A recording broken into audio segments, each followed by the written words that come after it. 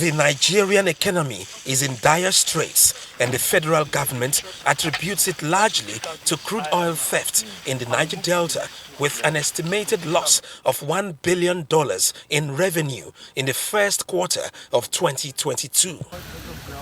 While Nigeria's output plunges dangerously low, the country has struggled to meet its quota of 1.799 million barrels per day set by the Organization of Petroleum Exporting Countries.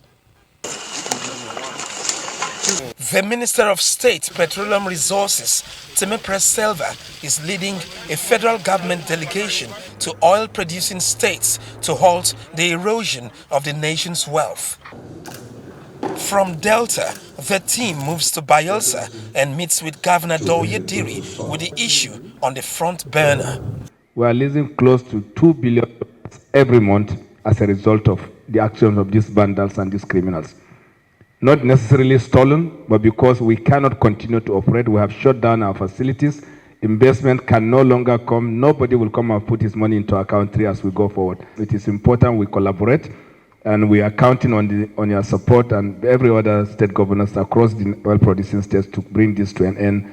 State governor, the government itself, and everyone within the state have one role to play in ensuring that speedily we bring this madness to an end, so that not just the federal government deriving greater benefits, but equally the state and the local government and the various communities will see the whole essence of the new idea that has been expanded in the PIA. For anyone perhaps who do not want to toe the line of reason, then of course they will be seeing the wrath of the military and other security agencies. And I think this is precisely both parties expressed commitment to work for the improvement of the fortunes of Africa's largest oil-producing country. It has led to some unknown diseases and sicknesses. Much as it affects the federal government and the state governments, it affects the communities. It affects the people living there. And in fact, if we don't stop it, it will lead to our communities becoming extinct. And so I assure you that I will collaborate, and we will collaborate to ensure that this oil theft is brought to an end.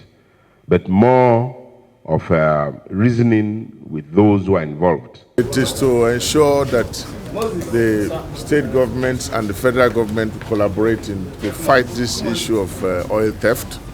Stealing is actually going on in the communities and in states.